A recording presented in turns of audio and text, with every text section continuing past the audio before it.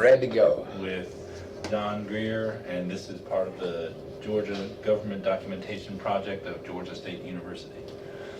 I wanted to start out by talking about the effort to get the secret ballot passed first, and maybe you could start about talking about that whole issue and how that got through, and again what had been the situation, and then why that bill was put into motion and so forth. What, do you have any date there about when we passed it?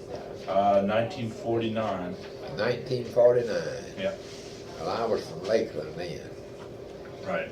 I think that's right. I hadn't moved up here, run up here yet. I was from Lanier County. The secret ballot bill that the legislature passed in 1949, I believe was the date, was based on the fact that many counties throughout Georgia had political groups on more than one side that would in effect take over an election when they were in office and put their people to sort of handling it, and no, there was no secret ballot in all the counties. There were very few of them had passed a secret ballot bill before that, very few.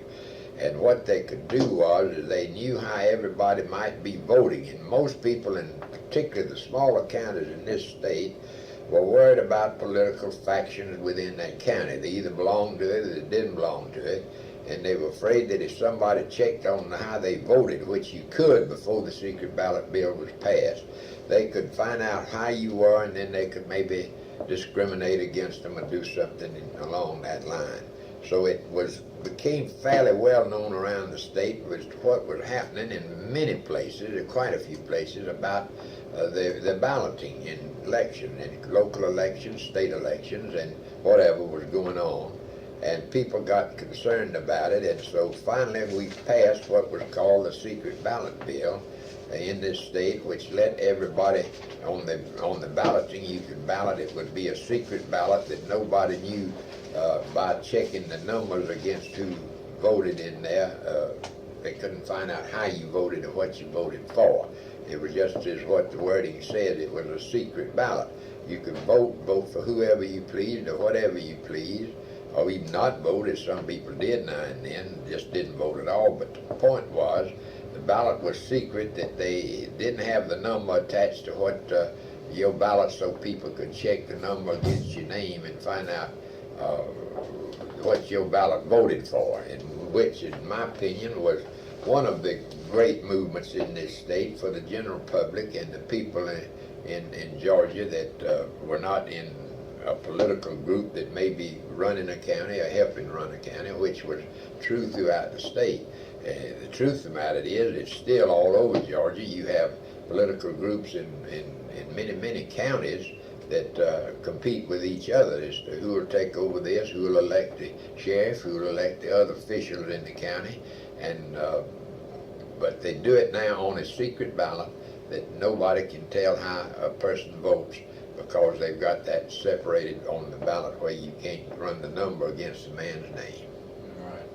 I read somewhere that before this measure was passed, the grand jury somehow got involved in, I mean, you could get a secret ballot with the recommendation of the grand jury, or maybe two grand juries or something like that. Do you recall anything? I think they had some law on the state books at that time, which we probably took off the books at the time we passed the secret ballot law, that you could go to a grand jury and find out, because you could say somebody did it in some illegal manner, whatever illegal manner they might have been talking about. You could go to a grand jury, and some grand juries, of course, had political factions in them, like a lot of grand juries do throughout various counties in this state. Okay, now this bill passed pretty overwhelmingly, did it not? My recollection is we got a fairly overwhelming vote, because I think my name was on the ballot, and I think maybe I introduced it or started, but I had other people who were with me that put their names on the bill when we introduced it too. I can't remember right now who all they were, but they're on the matter of record over there on the original bill that was introduced. Right. And I noticed that eventually Frank Twitty endorsed the measure himself. Yes, my guess is, my recollection is that Frank Twitty was on one political faction in Georgia that pretty well for many years had control of what was going on in the state, and some of us were on another side, say. And I think Frank at the time, at the beginning, didn't want to endorse that bill or want to go with it. He wanted to leave it like they had it, because fortunately for him, he was in a group in his county that pretty well ran the county, and he was also in a state group. I think it was the old Eugene Talmadge group, as we used to call it, the Talmadge crowd and the anti-Talmadge crowd. I think that was what Frank was in originally back there, and then he thought they'd better keep it, wanted to keep it like it was, but he finally endorsed it and came along with it. Yeah. He was a very fine, able citizen of this state, no doubt about it. What kind of memories do you have of Mr. Twitty?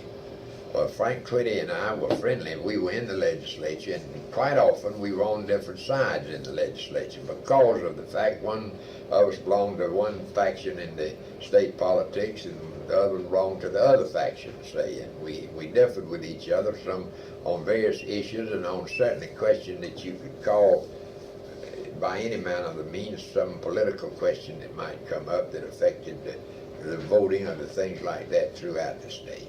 And now last time we talked about some of the leaders in the Talmadge camp, and we talked about Zach Cravey, and we talked about Fred Hand, and we talked about some other people. How about people... Frank Twitty was one of them. Frank Twitty. How about some people who were leaders in the House of the anti-Talmadge faction? I'm not talking about the governors, but I'm talking about people within the House who might have been leaders of the anti-Talmadge crowd. Well, I think it's one of the most prominent people that has been in the legislature was a man named Charlie Gowan from Brunswick. Wasn't Charlie from Brunswick, Yep. Georgia? Yep. Who was, my recollection, in those fights in those years, I think he was more or less one of the certainly the most able members of the legislature that we've ever had, and he was one of the leaders. And another man, and I think he may have been from Brunswick, Bernard Nightingale. Right. We called him Buckshot Nightingale was his nickname. And he was also a tough kind of a fellow. They were both in the leaders among those of the anti-Talmadge crowd. And my recollection was that I was in the group that generally was against the Talmadge crowd in those days because of politics that came up from the old Rivers Talmadge. And I was in the Rivers group because he was from my town of Lanier and he was governor. And there were quite a few other people that were in that, and I offhand should have looked them up but can't remember the names. I'd recognize them if I heard them, but I happen to remember those two people. Do you recall when Charlie Gowan ran for governor in 1954 and had those radio talkathons, talked on radio across the state? Yes, I think I do. Man, I remember Charlie Gowan ran. This is a race, I was wondering whether you could remember this race, when a lot of people ran for governor in the mid-50s, 1954. I see Fred Hand and Emmy Thompson and Tom Linder and Jim Gillis and Marvin Griffin and Charlie Gowan all ran. And Emmy Thompson was a very close friend of mine, and he became governor by the fact that I think he was lieutenant governor, wasn't he? And the governor resigned, or maybe he, whoever was the governor at that time. And Emmy Gene Talmadge died before. Gene Talmadge died, and Emmy was lieutenant governor. And he was one of the anti-Talmadge people that came up with us in this state. And those others you named, who were they? You read out some of them. Well, Tom Linder. Tom Linder was, my recollection, was a Talmadge man and a very able fellow in Georgia politics. He got elected to be commissioner of agriculture, wasn't it? I think that's right. That's what Tom was. Right. I just was reading about this one governor's race when many people entered the fray, and quite a lot of them were in it. Yeah, Marvin Griffin was in it. He became governor, you know, and he and I were close friends throughout his life. He died a few years ago. Right. What kind of stories do you recall about Marvin? Well, which there are many, I'm sure.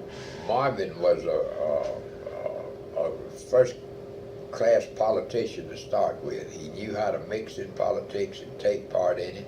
And another thing in my recollection is that Marvin was not always, say, on the Talmadge side. I think he changed not necessarily change side, but in certain times, various issues would put him on a different place, and he was more or less an independent political group in the crowd that he belonged to that wasn't always on one side, but sometimes he was with the Talmadge crowd and then with the anti-Talmadge people. Are you referring to anything in particular that comes to mind, that comes to your recollection? No, I can't offhand remember anything exactly unless I saw some of the newspaper accounts or something that would remind me of what issues and all came up. But Marvin was a very strong and able politician. He was a good talker, good speaker, and very friendly man with people. He knew how to make friends, and he was a good campaigner. Good campaigner meaning what precisely? Running for office and selling himself to the voters of this state, and he was a good one. Knew how to do it. He got around and could make good speeches, and not only that, could mix with people in any county and was friendly with them. Now, I gather in the county unit days, you had to campaign across the state, is that right? You had to campaign across the state, and you had to campaign with, as in those days, like I say, there were some large Talmadge and anti-Talmadge groups in the state, and you had, if you were generally, because of your own choice, was on one side or the other, and you had to campaign throughout the state. And these counties in the state, in those days, I think before we changed this business, every county had 2 unit votes for one representative, is the way it was. And then there were counties that had 4, and then the 7 or 8 largest counties had 6 unit votes. And so you had to campaign in every county, because a small county, for instance, Lanier County, where I came from before I moved up here, Lakeland, Georgia, right out of Valdosta, is one of the 2 or 3 small counties in Georgia, but it had 2 unit votes up until the time we changed it. Mm-hmm. Now, a lot of people have mentioned the race, I believe in 1962, between Marvin Griffin and Carl Sanders, after the county unit system had been overthrown. I don't know if you recall that one. Well, I remember it, and I remember, let's see, who won that race? Sanders. Sanders won that race. And Marvin had been in office, you see, as governor. And I think he... Marvin and then Ernie Vanderver. And then Vanderver, and then Marvin ran against Sanders, right. And Sanders won that race. And Sanders, of course, was, I'd say, basically with the anti-Talmadge crowd, Carl Sanders was. Although in that year, it hadn't turned in, you might say, entirely Talmadge, anti-Talmadge groups after it got up that far. What year was that? 1962. 62. It was not just a good straight Talmadge crowd. That was different. They didn't use that term as much as they did years before that, the way they were aligned. And Carl Sanders was more or less of a very able fella and a good campaigner, and he got out and he ran all over this state and got elected governor. And like I say, Marvin Griffin ran against him, my recollection is what you were telling me a minute ago. Now, I don't know who else was in that race. Was it? Those were the main 2 eventually. Main 2 there eventually in that race. And of course, Sanders won it, of course. You mentioned of this factionalism that would exist at the county level, and I was wondering to what degree the New Deal and the New Deal agencies challenged that kind of factionalism at the county level by having a whole other area of power and influence and so forth. Did that challenge the courthouse? You mean the New Deal? Yeah. You basically talking about the Roosevelt people when they came in? Yeah. Did that have any effect on this whole kind of network through the courthouses and so forth? Did that challenge the courthouse power, county courthouse gang? Well, I think it did to some extent. It depended on who was, you might say, it joined was on the Roosevelt side, on the Roosevelt crowd that were running it. Roosevelt, of course, having been a very part-time yearly resident of Georgia by coming to Warm Springs a lot in those years, my recollection. It, people down here thought of him, a lot of them thought of him as more or less a sort of a Georgian, as far as that goes, and a native down here. Although he wasn't a native, he was from up there. He was down here just part of the time, but he was here for quite off and on for few years when he'd come to Warm Springs, if I recollected it right. And so they thought a lot of Roosevelt, but it became, they had other factions in the state at that time that didn't support Roosevelt entirely, although his people more or less, and it wasn't based on, the people that were for Roosevelt were not necessarily based on the old political groups in Georgia. It was pretty well whoever joined in on the Roosevelt side and the people that were running his races in Georgia. I'm trying to remember, a lot of us were involved in supporting Roosevelt, and various ones of us throughout the state. So you're saying that the Roosevelt support cut across the traditional, cut across the old traditional lines because of the issues and because of Roosevelt as an individual who certainly had not been tied to any faction like that here in Georgia, and was a great leader from out of the state, and people were very fond of it because, like I say, he used to come to Georgia to go down to Warm Springs. I think he stayed down there, had a place that he stayed down there, and I think there's still a place, I'm sure that there's a house down there, or a place they call the Roosevelt House or something, that he used to... Little White House. The Little White House, that's what it was, and he used to live in down there. Okay. I remember going down there with whoever happened to be governor at that time, or not necessarily for some other reason, that I was in the Democratic Party, of course, here, and have been all my life.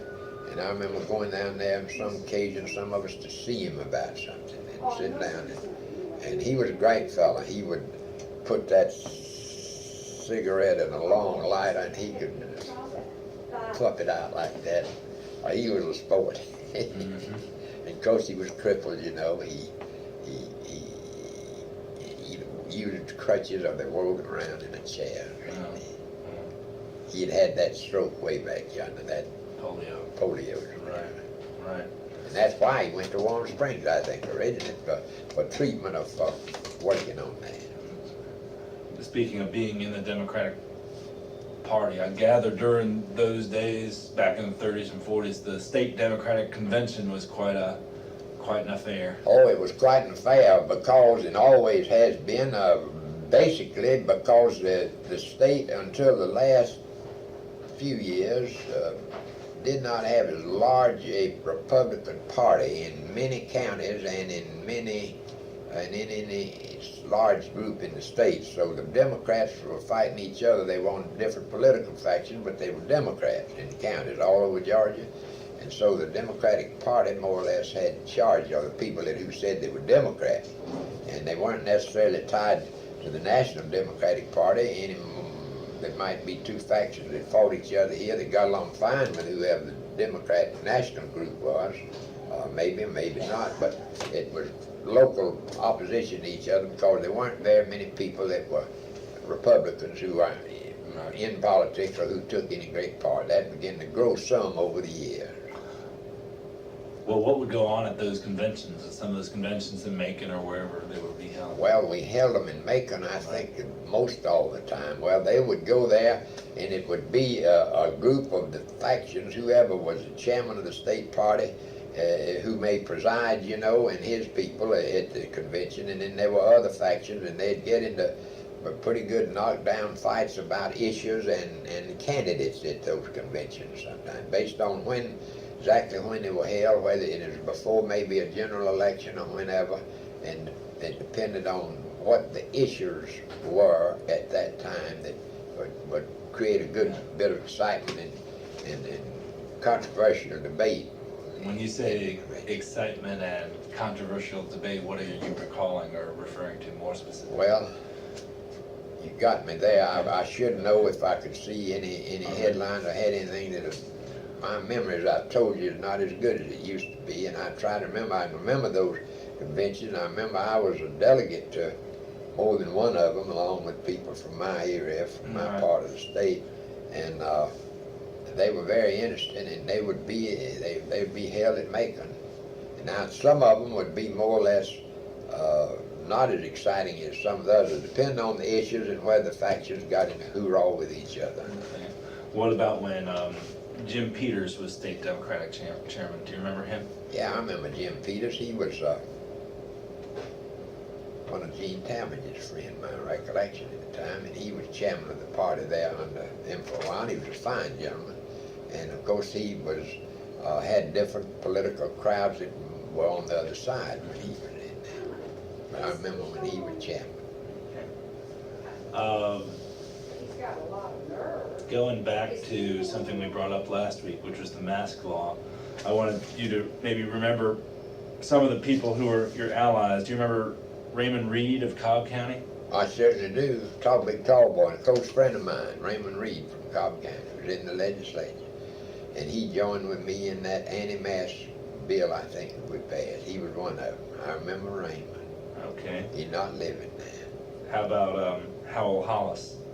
Hal Hollis from Columbus. That's right. He was one of them. He joined in on it, my recollection. Very able fellow. Hal Hollis from Columbus. Okay. He was from Columbus. I'm pretty sure it's my mind that way. That's right. E.F. Griffith of Putnam County. Does that name ring a bell? Yeah, but we didn't call him that. He had another name or nickname, Griffith from Putnam County. Okay. Yeah, and I'm trying to think of that name. But I don't think we called him just by E.F. Right. You know, all the time. But I remember that name too. He was one of them. Okay. How about Durden of Doherty County? Durden, A.D. Durden. A.D. Durden. I think A.D.I.E. maybe was his name or nickname. A.D. Durden from Doherty County was a forward-looking fella and a very smart and able man from Doherty County down at Albany, Georgia. Right. That's where A.D. was from. He was first class. Now you talk about Remember me. how Southwest Georgia was sort of the Talmadge stronghold, but here's someone like A.D. Doherty opposing the mask bill.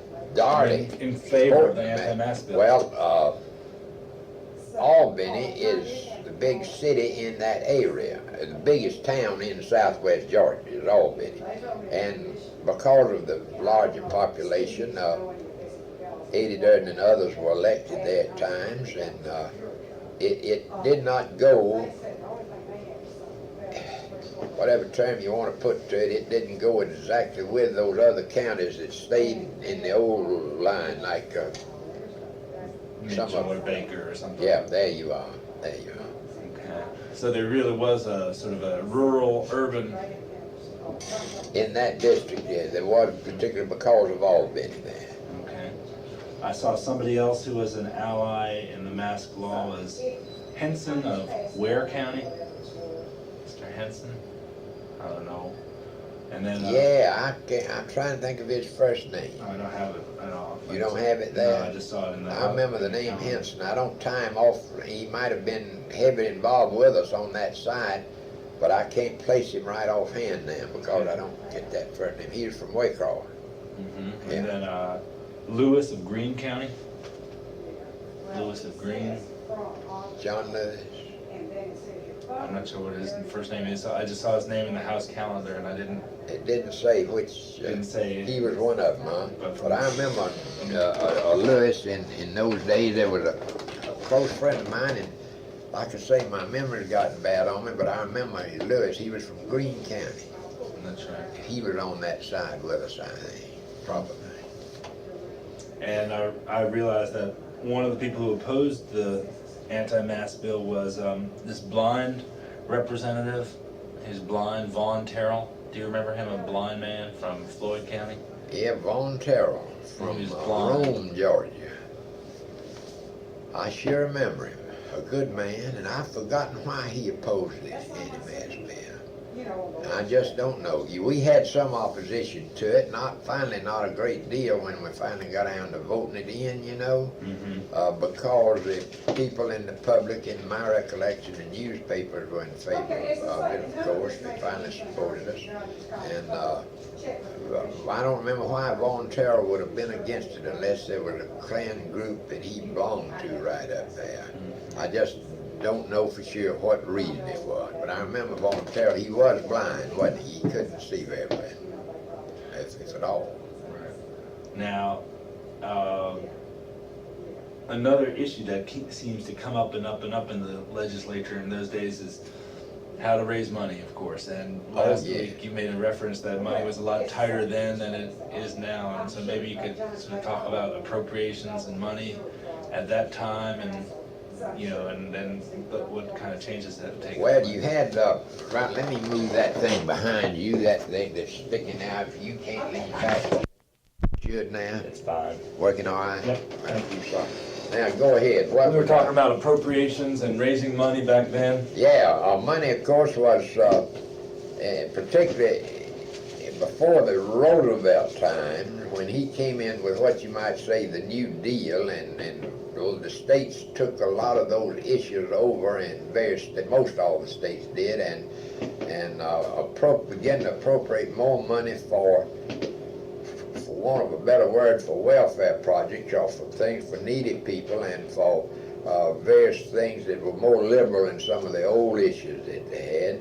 And money before that was right tight, man, because the state just didn't have enough money in the appropriations that they could vote through to do things with.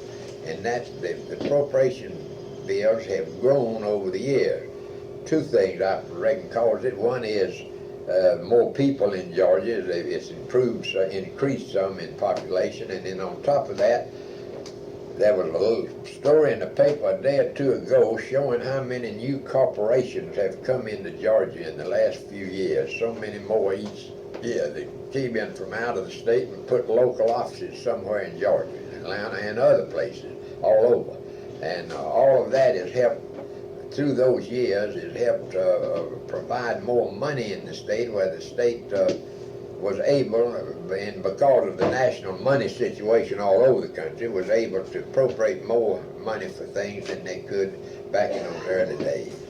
As if I may have told you yesterday, that we had, did I tell you about Jim Gillis, who was chairman of the director of the highway department for many years, way back? Not too terribly many years ago, 20-odd years back, I think, and money was not as plentiful for the highway department on their way they raised money through the gas taxes and other things. And you'd go in there to see Jim and get some roads for your county, some mileage, and he'd give you 2 miles at a time, because they didn't have enough to spread it too far. And so I used to go and I'd start mine. I'd get 2 miles out of him, and we would, for Lanier County, that's when I lived down there, and we would start at the county line and build toward town. Start various counties that were around us, and start and build 2 miles toward town, where we could fill them in a little easier than you could if you started out. Right. The way we thought so anyhow. Right. And we used to call him 2 Mile Jim, because he'd give us 2 miles at a time. But he was a very fine citizen, a great gentleman. And his boys, I know them now. Hugh Gillis saw him the other day somewhere. Uh-huh. Fine people. He's in government too, isn't he? Or Huh? is Hugh Gillis in government? Yeah, Hugh Gillis has Yeah. been in and out of the legislature for years. From Troutman County, it's one of the small counties, like my original county, Lanier, one of the very small counties in the state, and the Gillises had a big hand in Troutman County, and I think still do have down there. Right. Soperton, Georgia, that's it. That's right. Troutman County. How common was that for somebody for more than one person from the same family to enter the house that you can recall? Father, son, or Ooh. brothers, or uncles, or whatever. We've had a lot of that. You take down in Musgrove from Homerville, next to me, an old friend of mine, he and I sort of came up together through the old Rivers days and all. And his father, old Judge Bernie Musgrove, I think he was county commissioner, also in the legislature from Clinch County years and years ago, way before Downing was, of course. Okay. No doubt about it. And that's one. And then, well, if I could, like I say, my memory, if they could come to me, I could tell you some of the towns Maybe you could trace Downing's political career, where what kinds of things he was involved with in politics and stuff. down in Musgrove. Right. Well, he was a very able fellow. He came in the legislature when he came in when I did with the old Rivers people many years ago, and I forgot whether he was appointed to some normal type job over not a big job, but he came up in some state jobs and all, and then was in the legislature from his county, I think. I haven't lost my mind for several terms. And then later on, he got appointed to, well, I tried to call him the other day. He wasn't over there. Isn't he on the highway board now from our congressional district down there? Okay. And he's a member of the state highway board, which is, and he was, what the devil else was he at one time in Georgia? He had another top-notch position over there, whether it was appointed or elected. I don't think it was statewide elected, I think. But he's been prominent in politics ever since he was a young fella. Was he involved with Very smart and able fella. Was he involved with highways or transportation under rivers too, or not? Well, he would have been the same as I was then, a very young, reasonably young fella, and he wouldn't be involved in being on the board or anything like that. He would have been busy helping to get highway in Clinch County in his area. It's just like everybody else was in those days if you went in politics. But he now, I think, was, seemed to me they appointed down into the highway board, some 2-3 years ago. Yeah. So they had a vacancy down there, and I think he's a member of the board, and he's on the highway board now. Mm-hmm. Department of Transportation. Right. Okay. Now, when you moved up here, and then when you decided to run again, what differences were there in serving an Atlanta area district versus serving one of the smallest counties in the state? Well, as far as the differences in serving as a member, the issues, statewide issues, were somewhat similar, but up here, you have so many things going on all the time. It's not as like in a small county. You don't have as many people pushing in politics as you would in a bigger county, and you have some different issues down there. For instance, it's like I told you a while ago, our issue was trying to get 2 more miles of road, or 5 miles, or get that, or get somebody down there appointed. Up here in Fulton, I've never had any problem about having to get over there and work about highways in Fulton County. They get paved through Fulton. Atlanta happens to be not only such a large city, but it's sort of a crossroads too. It sort of helps build up because it was people going north and south and east and west, and Atlanta grew on account of it, and they put the roads here, and the highway department has always been active in keeping the roads in good shape in a huge city like Atlanta here. That's one of the differences were. And as I say, I don't remember going over asking about any roads here, whereas when I was there, we were checking constantly with the highway or any other little county to be sure you got. In those days, the paved roads in the state were certainly not as thick as they are now. In those days, you had dirt roads, prominent roads in your county, and you had to try to get them paved back there, and you needed to get them paved. And now, basically, we've pretty well paved between all the county seats in Georgia and between the towns in Georgia and within counties in Georgia. The road paving needs widening and redoing a lot of it. It's constantly being done.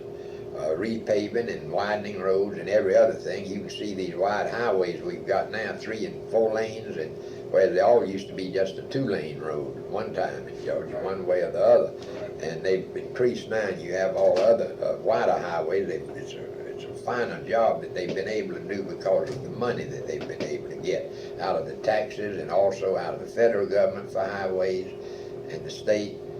All of that is helped increase your mobility in Georgia. And for instance, I was standing on the corner out my way the other day waiting, I think, for a bus that I was waiting on, one of our model buses coming by that I'm very fond of and helped get going way back yonder. And I was standing there and I was just looking at the automobiles just flying by, and I said, Lord, if it wasn't for the highways and the automobiles and the trucks in this state, people couldn't get around apparently like they might have at one time. Right. And of course, you've been connected with trucks and trucking. Yes, I've represented truckers over at the Public Service Commission off and on for many, many years. You do not have to be an attorney to appear before the Public Service Commission. Right. I can close that door if anybody was in bothering us. We are, I ain't just missed part of it. That's fine. That, but I've been very interested in that because of the fact that I think basically because of needing the roads built throughout the state, like I told you a while ago about getting paved roads in your county. And then I've represented truck companies when I lived in South Georgia. Some of them, they might not have had an attorney or somebody, but I was in the legislation, was coming to Atlanta, so they'd get me to see about something having to do with that truck line, get an extension for them, or appeal for the Public Service Commission. That's where you have to go to get a truck line or an extension or difference, whatever. And I would do that and have just got into it and been one of, I'd say, my main business for many, many years is in that transportation, that business. I was going to ask how that business or how that association with trucking worked its way out in the legislature itself.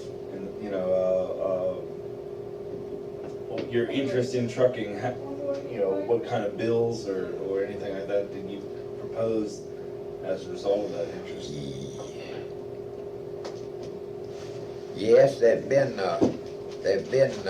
bills having to do with the building of roads and highways that I've pretty well supported over the years, in appropriating and providing more and more money for highway development in the state. Mm-hmm. And that, of course, is part of it, you might say, in the trucking industry need, right, because of the transportation in Georgia since I was a boy, which is a long time ago, has developed from nearly all on rail to now a tremendous amount of transportation in this country is on trucks. And you've seen it too. You're a lot younger than I am, but you've seen it increase over the years. And rails, nothing is like they used to be. In fact, people travel on these bus lines now. Instead of getting on the train to come to Atlanta, they ride a bus. And wherever they may be going, they can get on a motor transport line in most everywhere. And that is certainly developed. And the main thing is the trucking industry has improved over the years from the standpoint of the utilization of trucks. Because a truck can go to a warehouse here or a manufacturing plant and pick up a load and take it exactly anywhere in the country that it's supposed to go and unload it at that door instead of having to take it here and carry it to the railroad and run it on the railroad and then take it off and take it to the ultimate destination. And all of that is developed over the past 50, 60 years and 70 years in this country. No, in my mind, no doubt, it's improved like that, trucking it. And you see trucks, along with nearly everybody else, you can be riding along in your car and you can talk about those darn trucks that stay in the way and that get in front of them and it's hard to pass, and people generally complain about so many trucks being on the road. And of course, they've learned how to build big trucks, and the states have laws that's supposed to guarantee, supposed to control the length of trucks and the width of trucks in practically every state. And but they have some pretty big trucks and trailers they developed years ago. That one time, I think before they started working out the use of trailers, longer trailers behind the truck, it was done on one, on the truck was by itself. It did not have the motor truck and the trailer hooked in behind it. But that's developed into a tremendous business in this country. Right. I remember a trailer bill in the state legislature some years ago proposed by, I think, Hugh Carter, Jimmy Carter's cousin, if I recall. Jimmy's cousin. Do you remember that one? Not offhand now. The 14-foot wide trailer. What was that, about the width and something? Yeah. I remember there've been various bills having it over the years that have supposedly, and very few have changed the width and length of trucks. But somebody was trying to, like you say, make them wider, do this or that, and they've had to hold it. We've had to hold it pretty in a regular situation because we couldn't afford to get too wide. You couldn't afford to. The lengths are one problem now that we use. I noticed the trailer yesterday. To me, it went by me. I was standing somewhere downtown, and he was coming around the corner, and it was a very long trailer to my notion. Maybe not longer than regulation, but it is a big long trailer. A lot of them are, and they take up a lot of the road now. They use them a lot. Speaking of appropriations, I guess Lamar Plunkett was head of the Appropriations Committee, is that right? Does that name ring a bell? Yeah, I remember him very well, Lamar Plunkett, and I know it's correct if you say so there, you got the record. He was head of the Appropriation Committee, but of course we've had a lot of people have been head of the Appropriation Committees whenever they were elected, from how long they were in, or if they were... Who are some of those, the Appropriations Committee chairmen who were particularly influential, or how about on the Senate side, Lee Purdom, do you remember him? Yeah, Lee Purdom, he's a fat fellow from Blackshear, Georgia, Pierce County. I remember Lee was very fond of him. Was he chairman of the appropriation over in the Senate? Yeah. Well, yeah, I remember Lee Purdom. What do you recall about him? Well, they, of course, chairman of that appropriation committee, and apparently he asked to be made chairman, or worked to getting made chairman. Or however the Senate, the way they do about appointing that chairman, you know. Yeah. And my guess is, I remember Lee Purdom, evidently, he was from a little town of Blackshear down here in Pierce County in South Georgia. And he had to be interested in it somehow to be on that appropriation committee. Of course, a lot of people try to get on the appropriation committee because it appropriates money. It has to do with moving the money around. I'm not on appropriation, didn't ask for it. I'm on rules and insurance and ways and means. Why did you ask for those particular ones? Insurance, because over the years, I've had, and not being a lawyer, but I have had some connection with, it started when I lived in South Georgia, I think, on the insurance committee that has to do with providing insurance for trucks as well as for cars and everything else, you might say, on that. And then the rules committee is I got appointed on the rules committee. I've forgotten just exactly how or why. One of them that was back some years, quite a few years back, and the rules committee, everything finally heads up there, if it has to head up there, that you stop, or various committees, they finally get to the rules committee to be put on the calendar at certain days. The rules will take over toward the end of a session, not right at the end, but right in order to pick. You may have 200, 300, 400 bills that come up. They have been partly passed out of the House and Senate, and they've come to that rules committee to be able to put on the calendar and get them acted on, you know. And so I've been on that for a good long time. So that would get pretty hectic on the rules committee. Yeah, I got it right here. I'm on the insurance, rules, and ways and means. Right. And then I'm chairman of the MARTA Overview Committee, which is a joint committee on that has to do with MARTA and that, which that's the one that keeps me busy. Something every day. Right, I'm sure. Every day. Well, we get pretty busy for the rules committee too toward the end of the session. All toward the end of the session, during the session is when it gets busy, you betcha, right? You know, the last, whatever days it is, we've got some rule that everything, finally the rules committee takes over. In other words, to be able to keep from just letting everything get in there and you'd mess up the time element in the legislature and getting things passed if you didn't sort of separate them and put them through based on the belief and the push of people. How hard is that to do, to figure out what bills come first and which get... Well, it ain't not necessarily hard. It depends on how everybody may feel about a certain bill. The Rules Committee will be divided too. For instance, I may be interested in one kind of bill, and a friend of mine who's on there may be interested in another one. And you don't always, I have to come to get to vote in the Rules Committee a good deal about voting out which one you're going to put up there. Okay.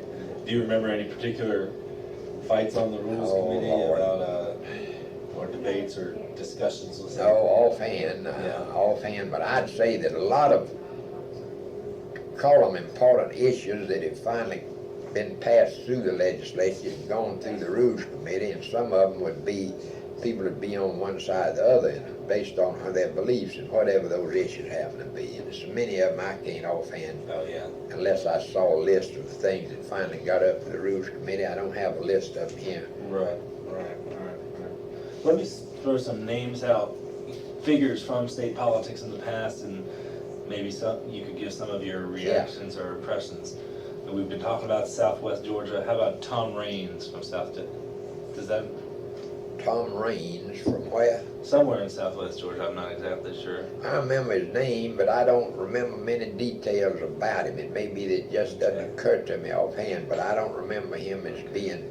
Okay, how about James Gray from Albany? I remember Jim Gray from Albany. Okay. I remember him very well. I think, didn't he serve up there a year or two in the legislature? Did he? He was editor of the Albany papers and owned them, bought them. Yeah, I think Jim Gray was a Yankee that moved into Georgia, or came into Georgia many years back, and he was able to, for some reason, he had control of the newspaper there, the Albany Herald, isn't it? Mm-hmm. And he was an able, smart man.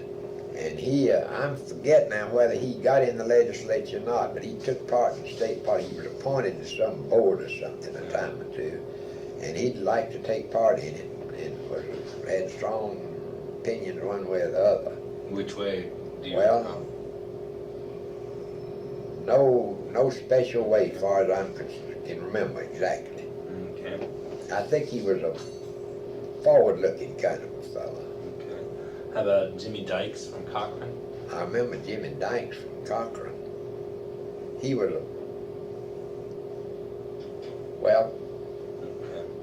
if I could use a word you wouldn't quote him on, he was a pure politician, my recollection of Jimmy Dykes. Right much. He wasn't one of the real leaders of the legislature, because I don't think he was, offhand I don't remember that he was elected to speak. I know he wasn't speaker or speaker pro tem that I remember, I don't think. No. Maybe you could describe what you mean by pure politician a little bit more. Well, I think that he didn't work on necessarily on just issues that he believed in much as it is of he and the group he happened to be with, they worked on it from politics, from the standpoint of what does our crowd want to do, or what do we want, are we going to be against this or that. But he was an able politician. Okay. How about Red Townsend? Red Townsend from up in North Georgia, an old close friend of mine. You know, Red was crippled. He walked around like that. Yeah, just about like that. He evidently it was when he was born or very young or something. And Red Townsend was on my side in politics, because it was back as far as this side maybe of the Rivers days, along with Ellis Arnold and others who close friend of mine. In fact, I sat down and had a talk with Ellis Arnold a day or two ago, met with something in his office was after. Anyway, Red Townsend was a most able, not only politician, he was a good statesman. I can remember Red well. When you say good statesman as well as a politician? He was a forward-looking fella. He was, because he was from a little town up here in a little county in North Georgia. I forget, you got the name of which I don't have which one. It's up here, North Georgia. And Red was not only a good politician, but he was a right forward-looking fellow, my recollection was. I gather he had a fair amount of influence up in he had pretty good influence in the legislature in his county. And I'm trying to remember whether he came along about the time that Ellis was governor or not. Yeah, I think it was maybe long in during those years. What about, of course, Culver Kidd is still around, but he goes back a long way. Do you remember when he first came up from Milledgeville? No, not exactly, but it's been a good long while. Culver's like I am. He's been there probably 20 years or more. Even longer. He goes back even into He goes way back.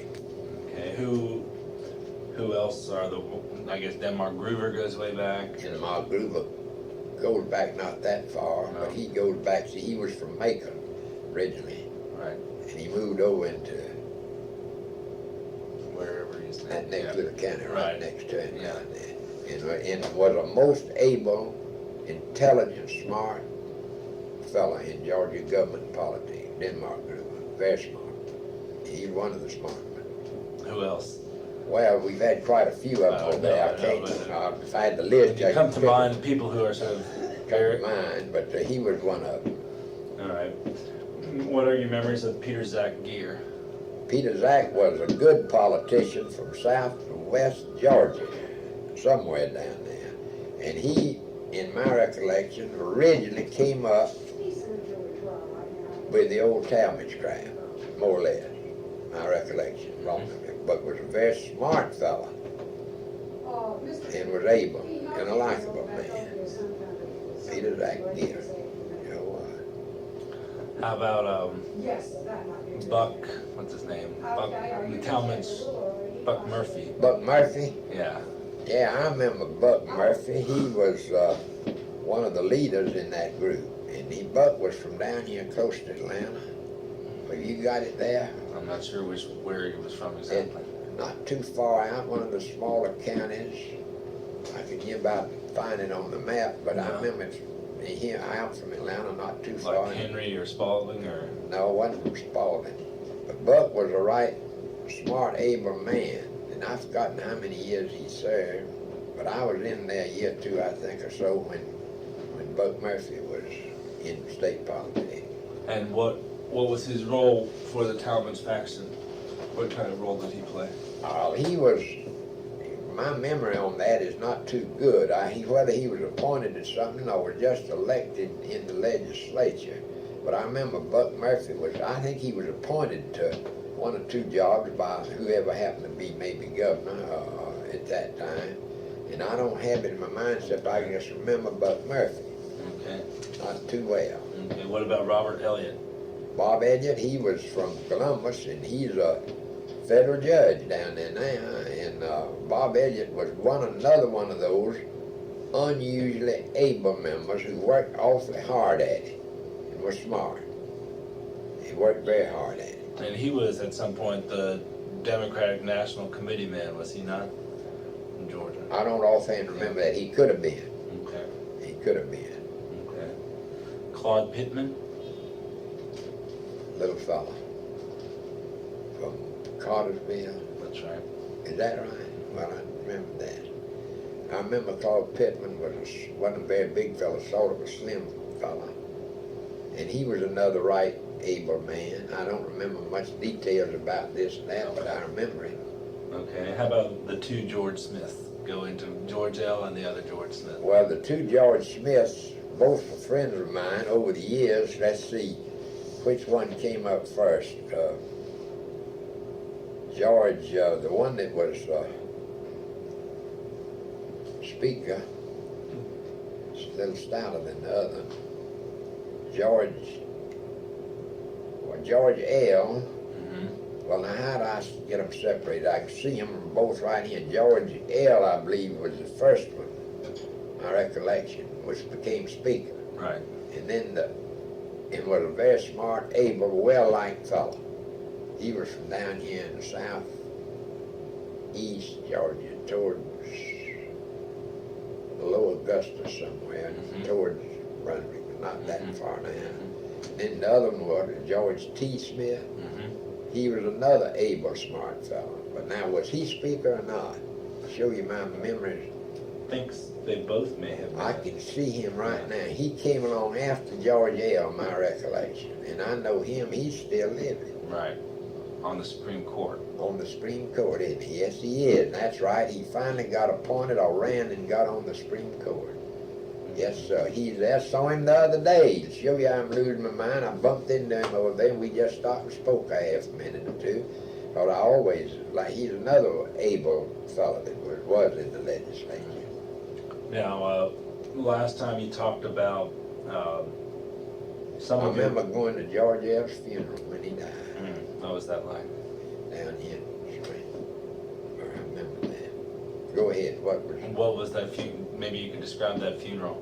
Well, it was just a normally funeral, and quite a few members of the legislature attended along with other people, not especially or sitting in one place or anything like that, but they're just very fond of George and went down there to that funeral.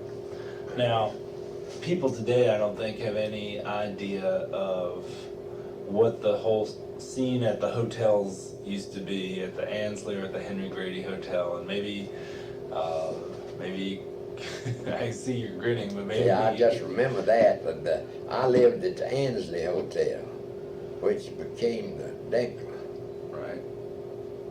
Old man Colin Dinkler bought it and owned it and ran it. Was a fine, good fellow. Used to see him, he'd be there a lot. And I lived at the Dinkler Hotel, and more politicians than lived up at the Henry Grady. Because Fred Wilson, who was one of the owners of it, had been with, came up with the power company or something, but he owned part of the Henry Grady and was a great fine old fellow. He took a lot of part in politics, not as a politician or not as an active politician, but knowing them and working with them, you know. And I remember who else owned the Henry Grady. Two of them. I can see him right there. I can't say his name offhand, but the Henry Grady was the great, you might call it the great political hotel in Georgia for many, many years. When, you know, funny thing, you mentioned Henry Grady. Coming down the street yesterday, I think it was, I came walking down that way, and it's a new name, a new something back in there. And I hadn't been in there in a long time, and I walked in to go to the lobby. But Lord, they built the lobby, it's up and down, and it's a lot of redoing about the place in there. And I just walked in to look at it. I hadn't been in there in a good long while. But the old Henry Grady was a great political hotel, and they'd have committee meetings up there, and they'd have, and all the politicians, or a lot of them, not all of them, lived up there. And more of them than not. And some of us lived down at the Dinkler, at the Ansley.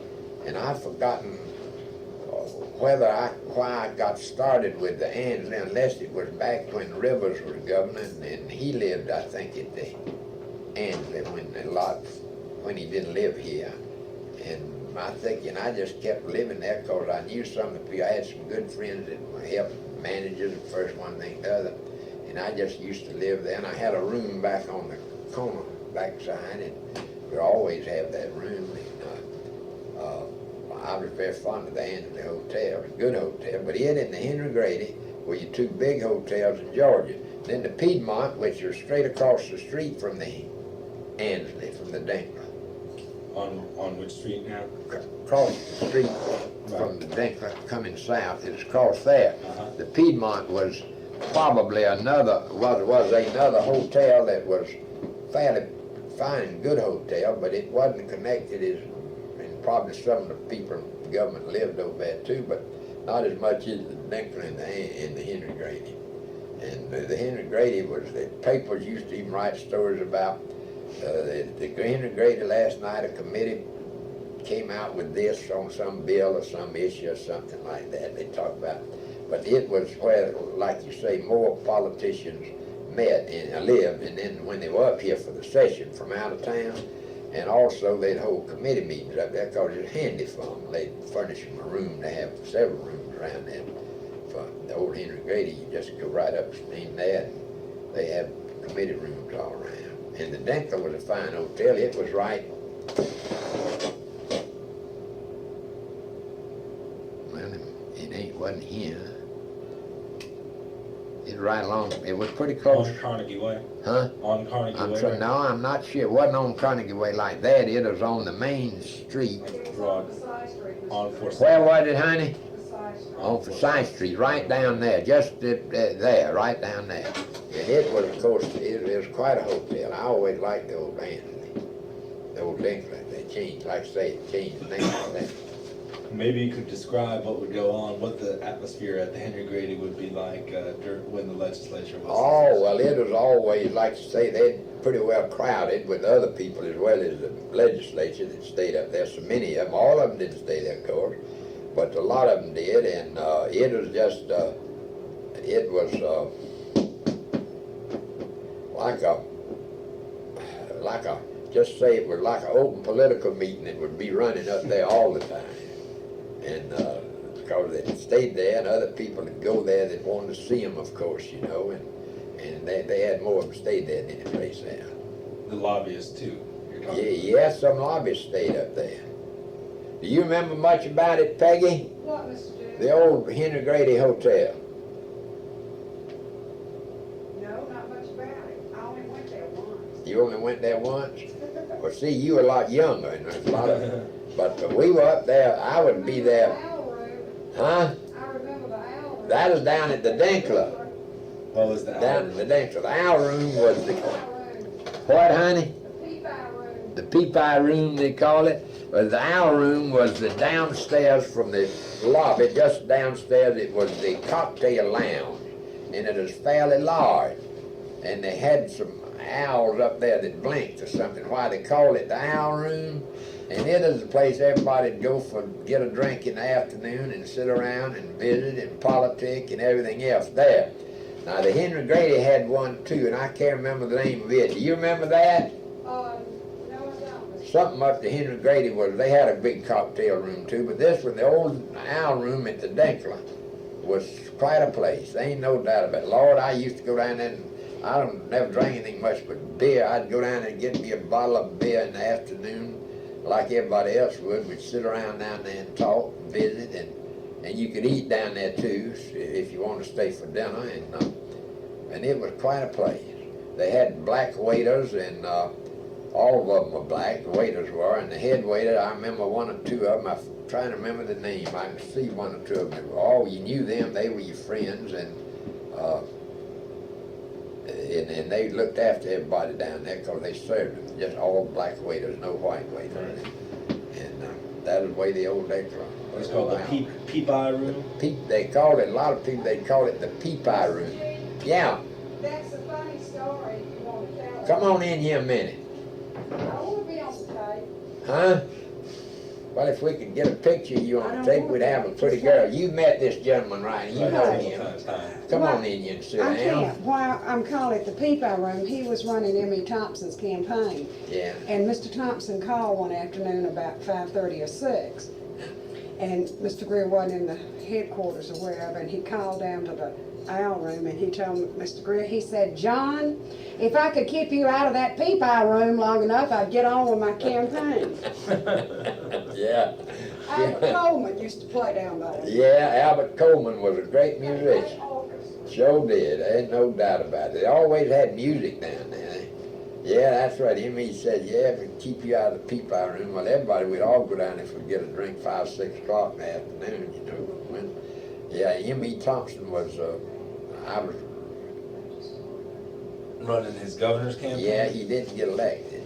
That was after he'd been lieutenant governor, and I think took over what Yeah. it was when he Talmadge, right? died, something like that. Yeah, that was way back young. But then he tried to run a couple other times, I believe. Yeah, and that one time I managed this campaign. We were trying to win. We just missed it somehow. I forget exactly how it did. Did you ever have ambitions for state office yourself? I ran for lieutenant governor one time and got beat. Sure did. I didn't. It was back when I was in the early legislature from down there, and I wasn't the one that, right then, our party wasn't one of the biggest ones in the state, but probably the Talmadge crowd at that time, my recollection. But I ran for lieutenant governor and got a pretty decent vote, but I didn't get enough counties to win by. Who'd you get beat by? Uh, I'm not sure who was. Who beat me for running when I ran for lieutenant governor? Mr. Greer, I don't know. I don't know who you ran against. You remember? No. You think I'd have enough sense to remember? All right. Oh. Well, I can't offhand, I know, but I just don't hit my mind right now. right. Going back to the Ansley Hotel and the Henry Grady. Yeah. I guess Gene and then Herman would hold court there too, and the other Marvin, Oh, Griffin, yeah. the governors would all hold. Yeah, they'd all generally have a suite up there, and they'd stay there, you know, during the session, of course, as well as maybe all the time, depending on whether they live somewhere here. But they'd have a suite up there, and people who, maybe the speaker would, whoever was speaker at that time, would then keep him a room or two up at the Henry Grady. And now and then one of them would be at the Ansley with some of the rest of them, offhand. Yeah. Both of them were good, first-class hotel. In those days, they were fine. But that whole scene has really changed over the years. Oh, yeah, it's changed. I don't know where, politicians here that come in Atlanta now, live all around in these various hotels. You'd think I'd have enough sense but They're all over the place. all Yeah. around, all over the place. It's not, there's no, let's see, what are the 2, 3 big hotels downtown there? And the Peachtree Plaza or whatever. Peachtree yeah. Plaza for one, and that other hotel up yonder where the Henry Grady was, they're not known like that now. And, Ritz Carlton, is that the one? the Ritz-Carlton, it's up there on that side. Right. It's relatively new in my mind. It wasn't one of the old ones there. I don't think it was a hotel right at that corner where it is now. I think it's been since then. But they're not, you don't have what I wouldn't call a political hotel here now. They live all around, first one, then the other. So how has sort of the style of politics changed from when you first came in the 30s and the 40s and the 50s to the 80s, you know, the style of state politics? I mean, referring to the hotels or anything else, you know? Well, like I say, I don't know of any of these, they're nice hotels here, but none of them are really known as a political hotel. There's 2 or 3 big hotels uptown here where a lot of them stay here and there, but not like an old political place, you know, with no good place like the Owl Room or whatever they had up the integrated where people would get together and sit down and drink and talk, visit around.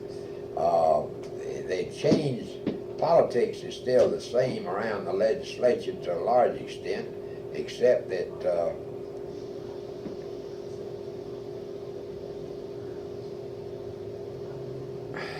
I could say they don't have the knockdown, drag out old factional fights that we used to have over there. You see, we've got a governor, Joe Frank Harris, who he was been in politics, but he didn't come up through the knockdown, drag out situation the way he is now. He got elected, but he never was a knockdown, drag out type of politician. He was a good, high class fella, and they don't have the fights that they used to have in politics. That's one thing between the various factions. And you take Zell Miller, who is lieutenant governor. Zell's been there 2 or 3 terms, and is talking about running for governor a little bit when they term in, and there'll be some more running too, because I don't know, first one then the other. But and Zell was never a knockdown, drag out politician either. And that doesn't mean all the old ones that were leaders were knocked down, drag out, but they were just getting more fights than they do now. And I think politics, you still have all the issues that face the general public in each session of the legislature. Some of the same, depending on what's happened at the time, as well as appropriation bills, which you constantly have. And you got committee meetings, for instance, beginning now. I had a MATA committee meeting the other day because we've got some things coming up that MATA wants to change, extend a little bit, and this and that. My MATA overview committee has been talking about. Right. And then you'll have, beginning pretty quick, you'll have a lot of other meetings of the various ones, appropriation. The May I think they got appropriation committee meeting. If they didn't hold one last week, or got 1 or 2 coming up, they'll begin to have more and more of them during the summer and fall before the next half of the session. See, we're now in the middle between the, we're in a 2-year session right now, and after the first half of it, the next half in January. So you'll have a lot of committee meetings. See, a lot of things were passed out of the House and Senate in this last session, probably without remembering the list at all, but bound to a good many of them that didn't get through the other house, that normally just went so based on the, not that they were specially held up, might have been, or might just hadn't time element got it in. So they'll come into the next half of the session in January.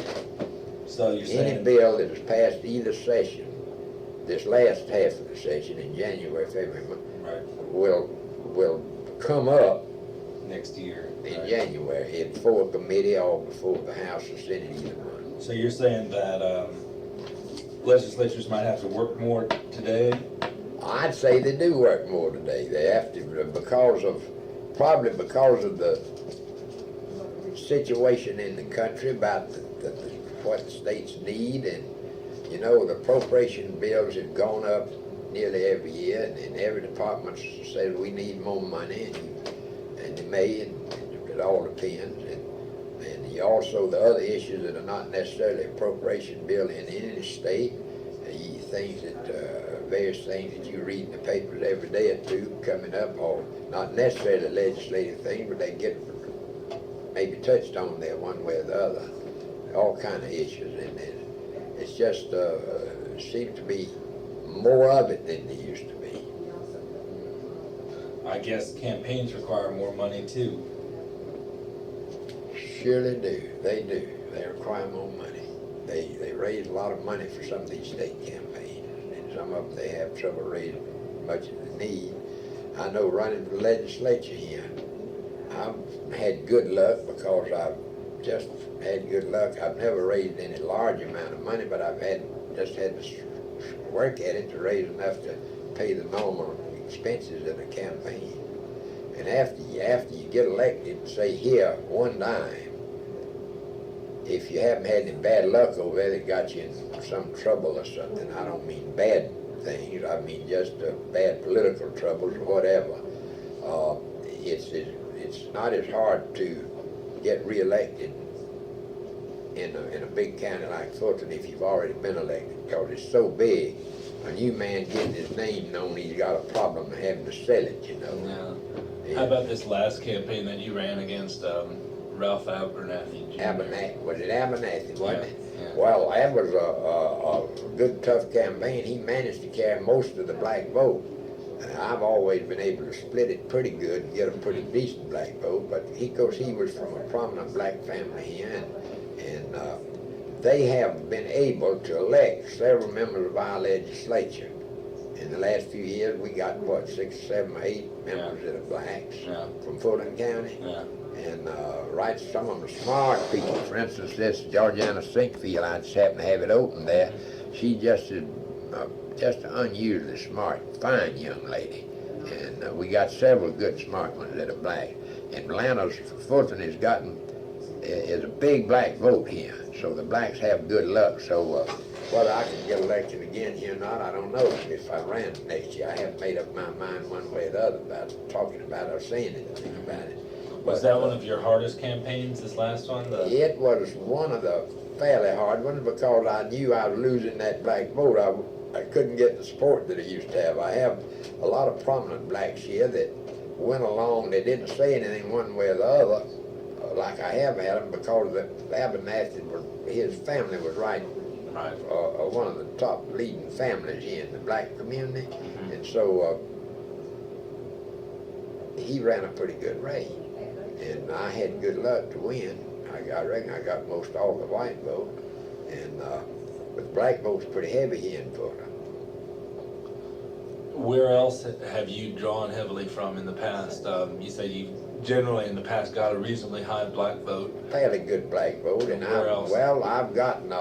I've had pretty good luck in the white vote here in North Fulton and in South Fulton, and by campaigning around.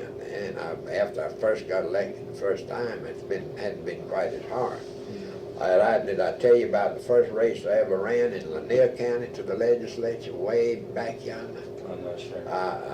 Small vote down there, and Tom Miller, who was in the House from Lanier, been in a fine family and a good fella. His brother Lint Miller owned about half the county hardware store and everything else.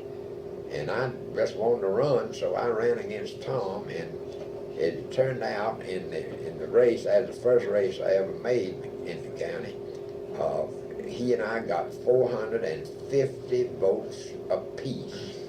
And both of us were afraid to ask for a recount, because a recount will always, with a new bunch of counters, vary 2 or 3 legally. Just a counter may look at a ballot and they may think it wasn't ballot was messed up somehow and they wouldn't count it or would count it. Right. And which made good sense. And so neither one of us would ask for a recount because it could have varied 2 or 3, 4 against us. So after about 2 weeks, for some reason, thank goodness and the good Lord, Tom announced he wasn't going, his health wasn't too good and he wasn't going to make the run over. They had thought they were going to win without any trouble. And when I tied him, they got the word afraid in the run over I'd beat him. So Tom just, thank goodness, pulled out. And So- then after that, I didn't have much, I might have had 1 or 2 opponents, but I never had any other terribly hard races. In the 6 or 7 races I won. I won 1 in the Senate down there when one county had the Senate those days. That's right. So, and then I've had about 6 terms of him. Yeah.